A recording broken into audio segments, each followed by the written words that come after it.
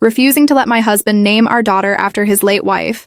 I am 29 and 35 weeks pregnant with our first child. My husband is 36 and was previously married. His first wife passed away 8 years ago.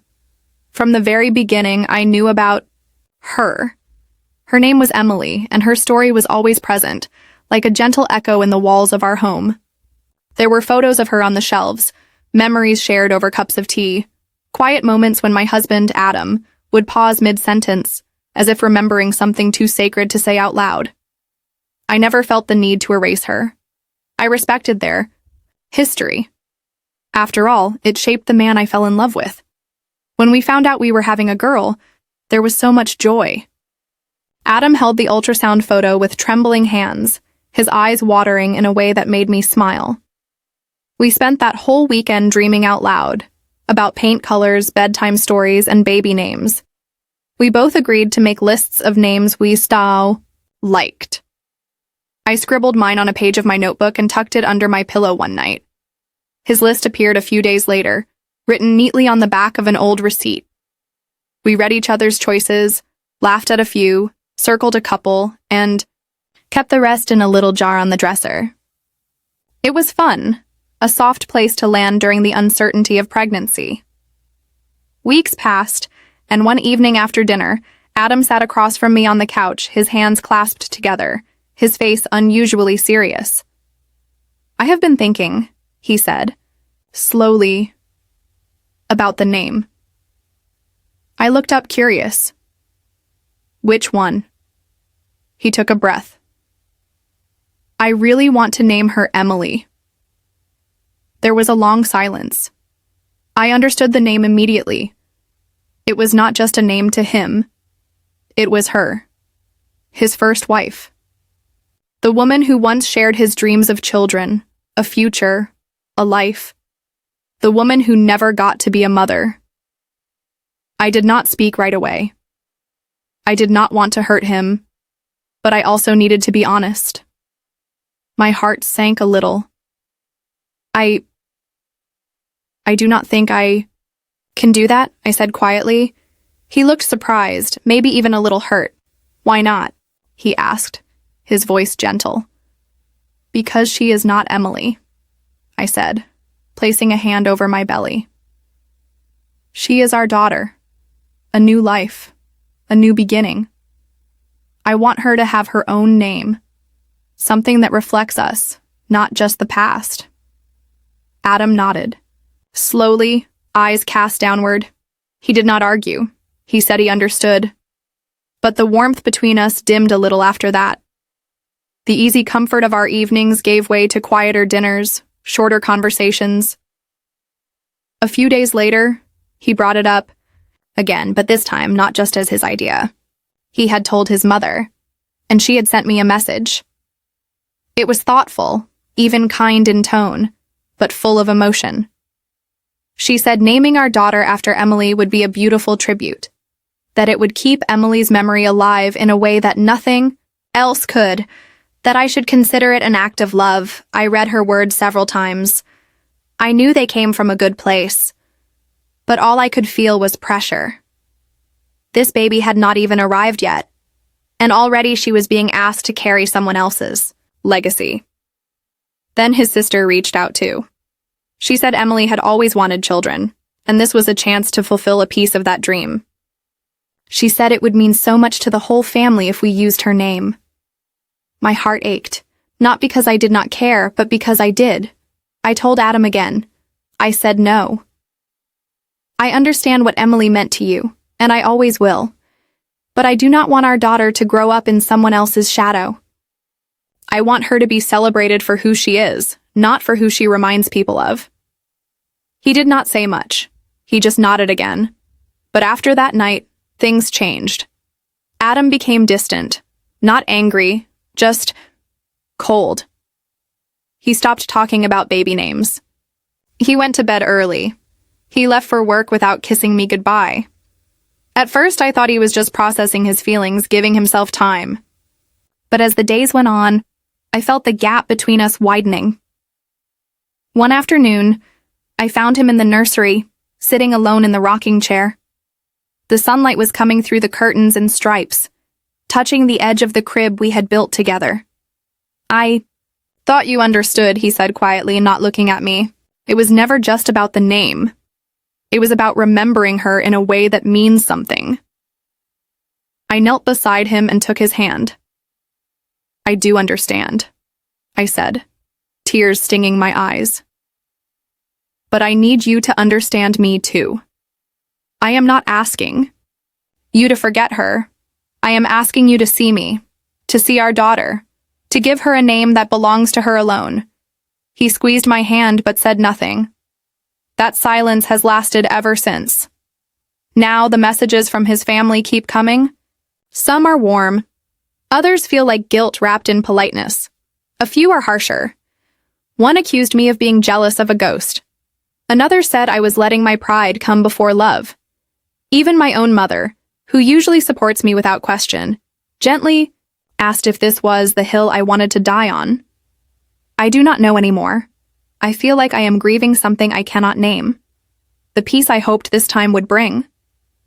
The joy that was supposed to bloom with each baby kick, each tiny onesie folded into the drawer. Instead, I feel alone in a house full of memories that are not mine. I am not trying to erase anyone. I just want to be seen too. I want my daughter to be seen for who she is, for who she will become. I rest my hand on my belly and whisper to her sometimes, "You are loved, little one, and your name, whatever it will be yours. Just yours." The days kept moving forward like they always do. But inside our home, time felt stuck. Adam was quieter now. He still helped me carry the laundry.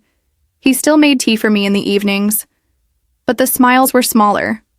The conversations were shorter. And sometimes he would leave the room without saying a word, like something heavy had settled between us and he did not know how to lift it. I tried to act normal, to fill the silence with soft music or stories about the baby. I would show him tiny shoes online or hold up a little dress at the store and ask, "What do you think of this one?" He would nod or give a polite smile, but the spark that had once lived in those moments was missing. At night, I would lie in bed, one hand on my belly, the other reaching toward him, but never quite touching. I missed him. I missed us. One morning, I woke up early and sat in the nursery alone. I looked at the mobile we had picked out together hanging above the crib. It had stars and clouds and a little moon that spun slowly when the wind passed through the open window. It was quiet, peaceful, but something felt off. I opened the drawer of the changing table. Tucked under a pack of diapers was a folded piece of paper. Curious, I opened it. It was a list. Adam's original name list. Only one name was written now. Emily. I stared at it for a long time. I knew he was still grieving. Even after 8 years, loss does not disappear. It settles inside you and becomes part of your bones. I never wanted to take that away from him, but I also could not become invisible in the process. That evening, I decided to try again. I waited until we were both on the couch, the TV humming in the background. "Adam," I said gently, "can we talk?" He looked at me, tired eyes meeting mine. "Sure. I know this whole thing has been hard, for both of us. I know what Emily meant to you, and I know how much you want to honor her. But I need you to hear me, not just as your wife, but as the mother of our child." He sat up straighter. "I am not trying to erase her, I promise. But this baby, she is ours. She is a new beginning, not a memory of the past. When I imagine holding her, whispering her name, I want it to feel like something we chose together. Something fresh. Something that belongs to this life. The one we are building now." Adam was quiet for a while. Then he spoke. I feel like letting go of that name means letting go of Emily again. And I have already lost her once. I reached for his hand. "You are not letting go. You are making space. For our daughter. For me." For the life you are still living. He looked at me with wet eyes, but he said nothing more. He just nodded. For a while, I thought maybe that talk helped. He started coming back into the nursery again. He put together the stroller. He helped install the car seat. But still, something was missing. Then one afternoon I received another message from his sister. She had written a long note telling me how much Emily had meant to the family, how her passing left a hole that had never fully closed. She said, naming the baby after her would help them all heal, that it would be a light in the dark. I sat with that message for a long time.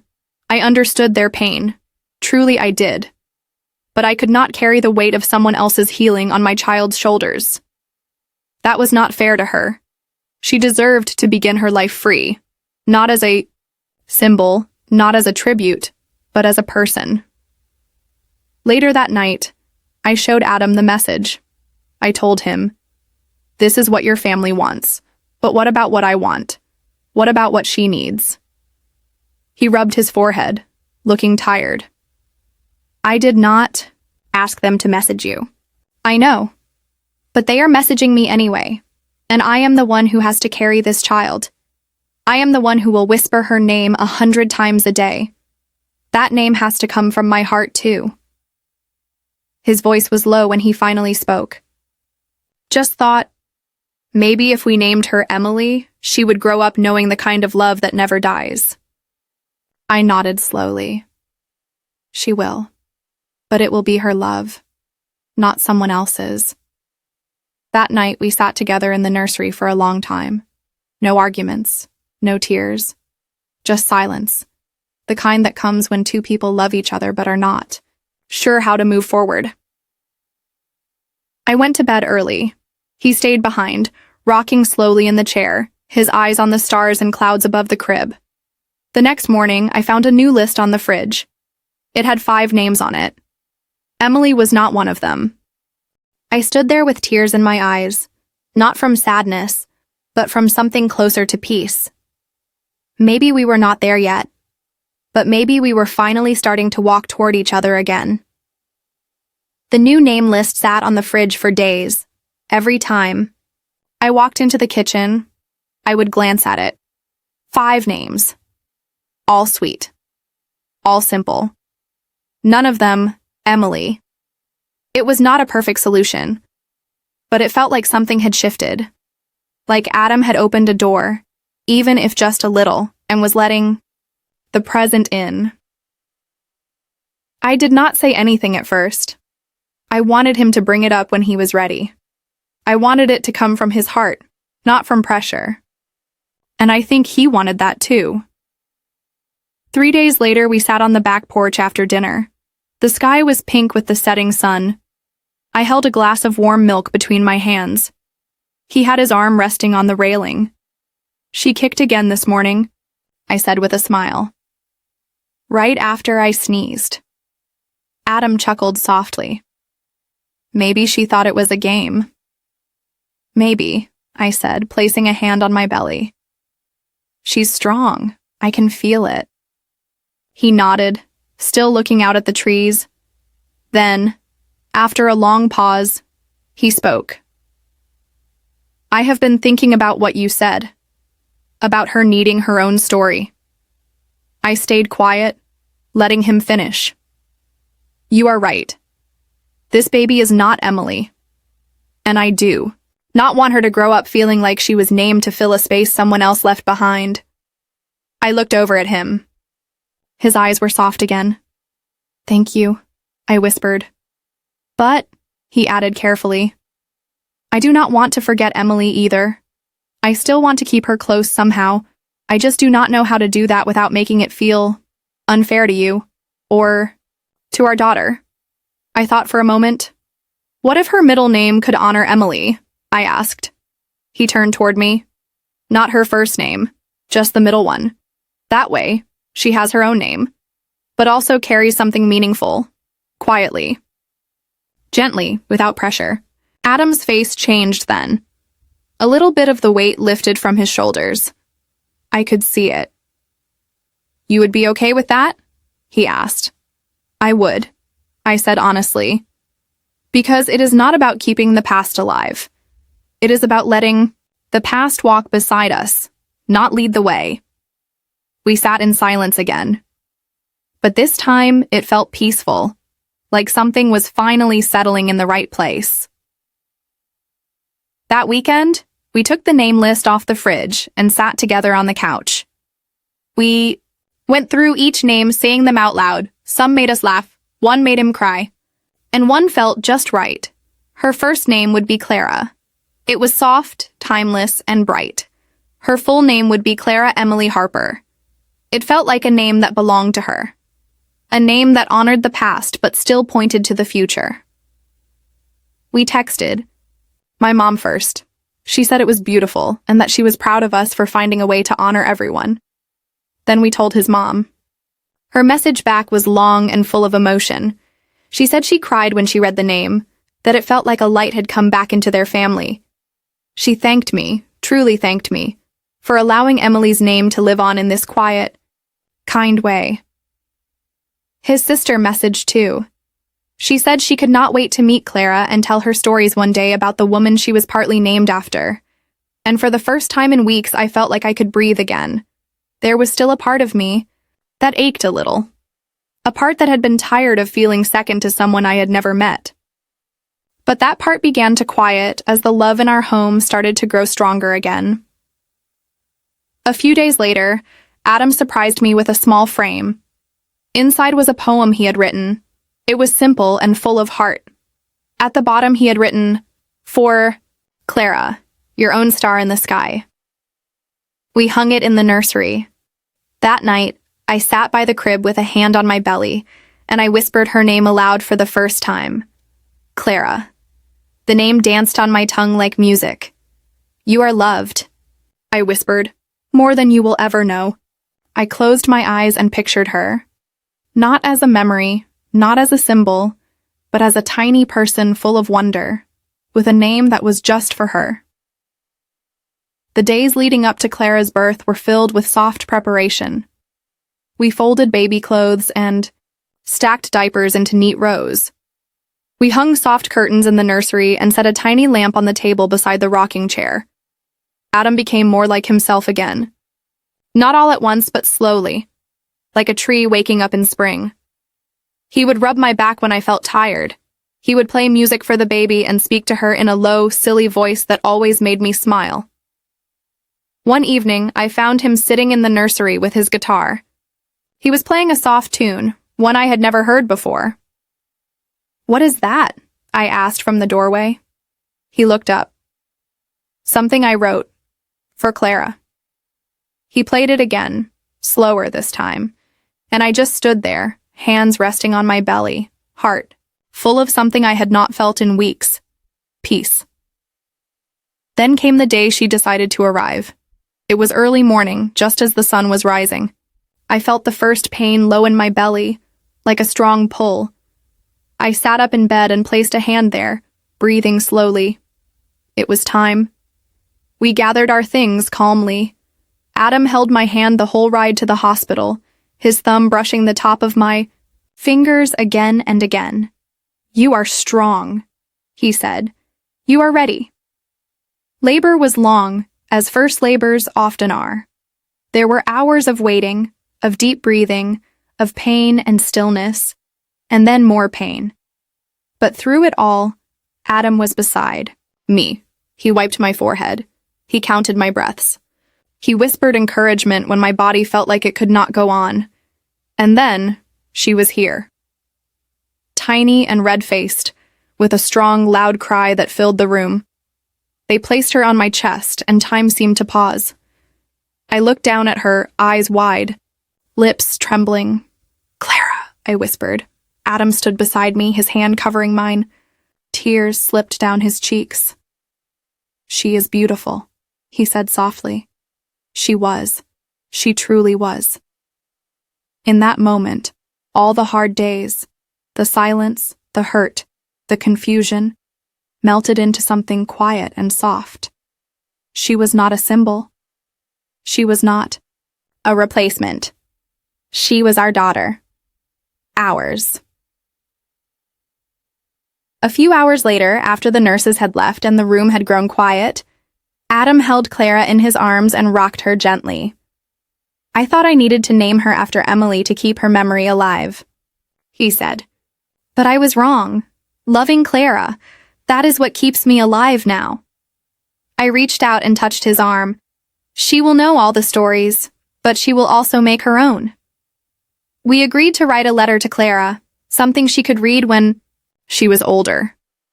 We wanted her to know the full story, that her name was chosen with care, that it held love, not confusion, that she was never meant to carry someone else's weight, but to rise in her own light. We wrote about Emily too, about how her name became part of something new, not because of grief, but because of love. Weeks passed, and our house slowly settled into its new rhythm. Diapers, feedings, sleepy mornings, and long nights. But even in the chaos, there was joy. Real joy. Sometimes I would find Adam singing that song again in the nursery.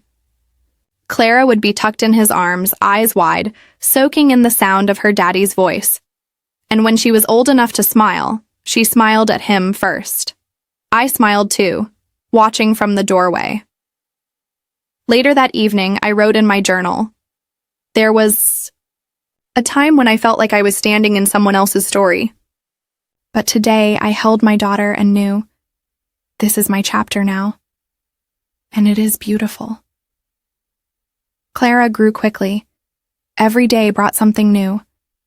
A sound, a movement, a look that was all her own. We celebrated her first giggle, her first steps, her first word, and each time I whispered her name again and again, not because it honored the past, but because it belonged to her. Just her.